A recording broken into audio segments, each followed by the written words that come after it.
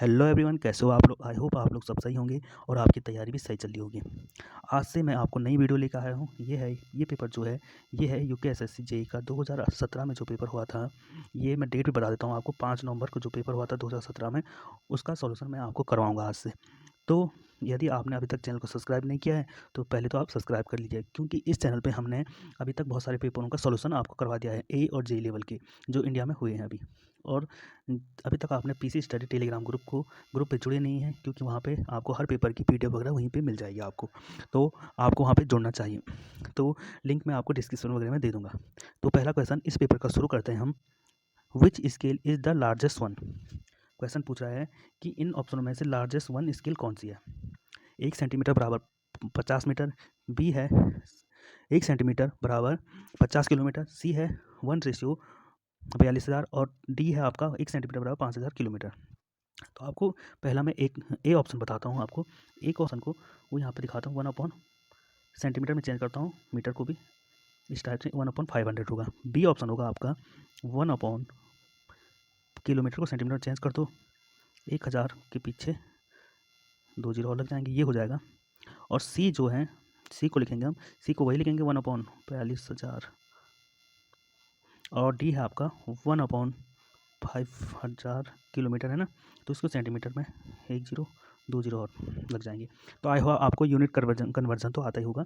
तो मैंने सबको सेंटीमीटर में चेंज कर लिया। अब यहाँ पे होता है कि जिसका हर बड़ा होता है वो छोटा होता है। तो यहाँ पे देख लीजिएगा, ये इसका हर भी बड़ा आ रहा है, इसका भी बड़ा आ रहा है और बी का भी बड़ा आ रहा है और सबसे कम है 5,000 वाला। तो ए ऑप्शन इज राइट हो जाएगा। तो आई होप आपको समझ आ चुका होगा कि किस टाइप से ये क्वेश्चन हुआ। अब देखिए सेकंड क्वेश्चन है, the angle of intersection of two plane mirror of an optical square is. किसी ऑप्टिकल स्क्वायर के दो साधारण दर्पण के मध्य इंटरसेक्शन कौन होगा। देखिए ए ऑप्शन है आपका 30 डिग्री, 90 डिग्री, 45 डिग्री या 60 डिग्री। पहले मैं आपको बता दूं ऑप्टिकल स्क्वायर किस लिए यूज होता है। तो ऑप्टिकल स्क्वायर ये है, इस टाइप का होता है। इसका डायग्राम है, ये होता है ऐसा नहीं है, पर इसका डायग्राम है किस टाइप से, ये मतलब मिरर का अरेंजमेंट है इसमें।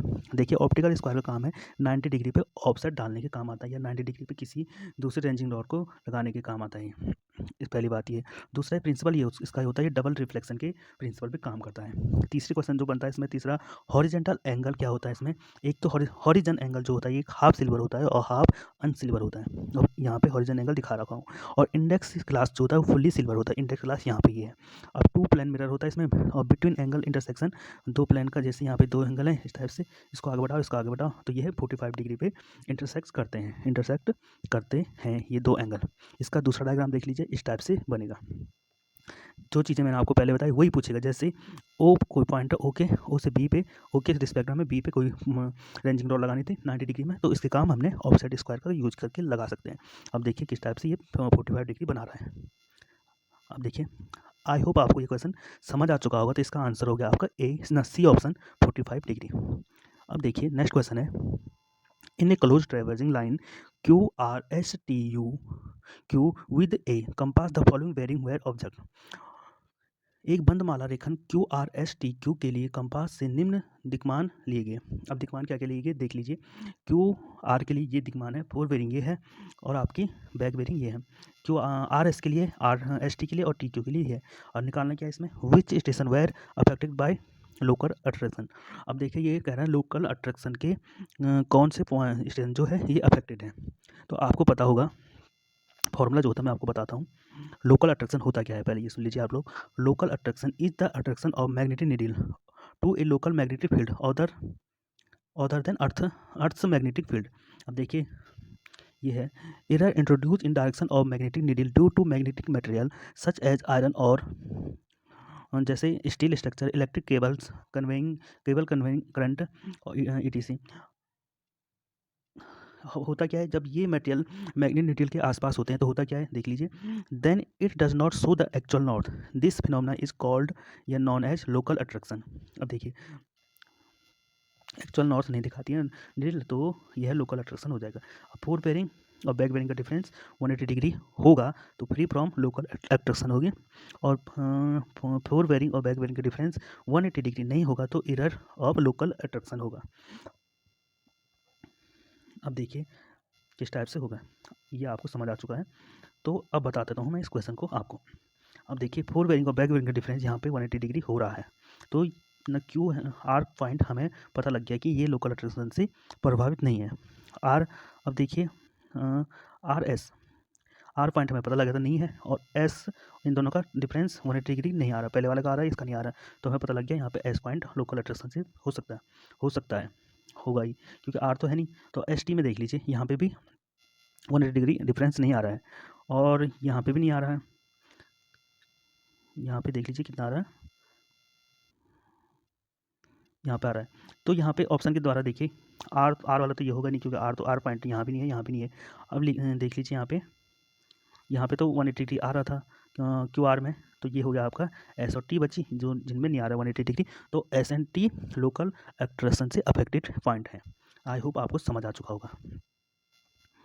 ये अब देखिए नेक्स्ट क्वेश्चन है, a series of closely spaced contour line represent plain surface. A option, B है यूनिफॉर्म सरफेस, बी ऑप्शन है, सी है आपका स्टीप स्लोप, और डी है नन ऑफ द अबव। पास पास समुच्च रेखाएं प्रदर्शित करती हैं। वो ये कह रहा है कि कोई समुच्च रेखाएं पास पास हैं इस टाइप से, वो क्या प्रदर्शित करेंगे। यहाँ पे ये सी ऑप्शन इज राइट है, तीखा ढाल स्टीप स्लोप प्रदर्शित करेंगे। और मैं आपको बताता हूँ पूरा डिटेल से। कंटूर लाइन होती क्या है।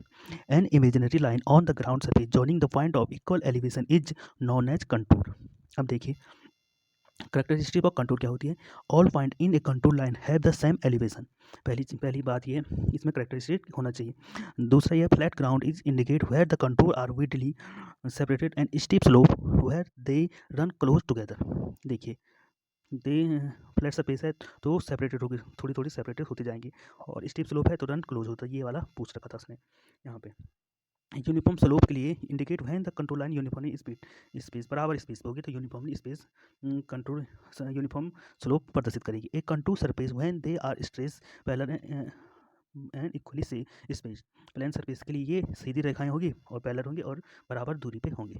आई होप आपको समझ आ चुका है। जो यह कि जो क्वेश्चन ज़्यादातर पूछे जाते हैं क्वेश्चन एग्जाम में, वो यहाँ से पूछे जाते हैं। इससे एक series of contour close contour line on the map represent a hill if they higher value inside. देखिए हायर वैल्यू 80, 75, 70, 65, 60, हायर वैल्यू अंदर होगी तो वो हिल को रिप्रेजेंट करेगा क्लोज कंटूर में। और यदि हायर वैल्यू बाहर की तरफ होगी तो डिस्पर्जन को शो करेगा, जैसे यहाँ पे कर दिया इसने।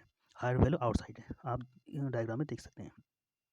और दूसरा है करेक्टरिस्टिक ऑफ कंटूर में, contour line cross ridge and valley line को राइट एंगल पे डिवाइड करती, मतलब क्रॉस करती हैं। जैसे अब देखो रिच लाइन होती क्या है, if the higher value are inside the band और loop in contour it indicate a rigid. अब इनसाइड अंदर की तरफ हायर वैल्यू होगी 100, 90, 80 इस टाइप से, तो वो रिजिड लाइन को शो करेगी। और कंट्रोल लाइन क्रॉस, ये तो वही स्टेटमेंट है। If the higher value are outside the band the it represent a valley. यदि बैंड पे हायर वैल्यू आउटसाइड हो कि बाहर की तरफ को होगी, उसमें इस टाइप से आ रहा था, अंदर की तरफ आ रही थी हायर वैल्यू इस रिज लाइन में और वैली लाइन में बाहर की तरफ, तो ये वैली लाइन कहलाएगी। और कह रहा है कि वैली लाइन और रिज लाइन को वो राइट एंगल पे क्रॉस करती है कंट्रोल लाइन। आज का लास्ट क्वेश्चन यही है, which is odd one of the following. निम्न में से अलग थलग बताइए। ये एक रीजनिंग टाइप का क्वेश्चन है। रैन, हेल, स्लीट और स्नो। अब देख लीजिए इसमें आप देख लीजिए स्लीट भी एक ठोस अवस्था में होती है, सॉलिड स्टेट में होती है, स्नो भी होता है और हेल भी होता है। तो यहाँ पे सबसे अलग है, यहाँ पे जो लिक्विड में है वो यहाँ पे बरसात है, रैन है। तो आपको सबकी तस्वीरें दिखाता हूँ। स्लीट होता है आपका इस टाइप से, स्नो होता है फ्रीजिंग रैन जो आपके ऑन्स वगैरह होती है इस टाइप से होती हैं। तो आपको समझ आ चुका होगा कि हेल किस टाइप से है। तो आज का लास्ट क्वेश्चन यही था। तो आई होप आपको ये वीडियो पसंद आई होगी। अभी तक आप लोग यहाँ तक वीडियो देख लिए हैं तो आप लोग चैनल को सब्सक्राइब कर लीजिएगा और लाइक और शेयर कर लीजिएगा और ग्रुप में भी, क्योंकि ज्ञान बांटने से बढ़ता है।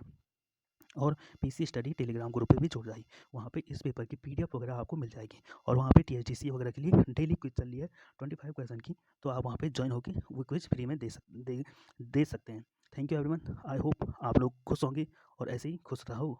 Thank you everyone.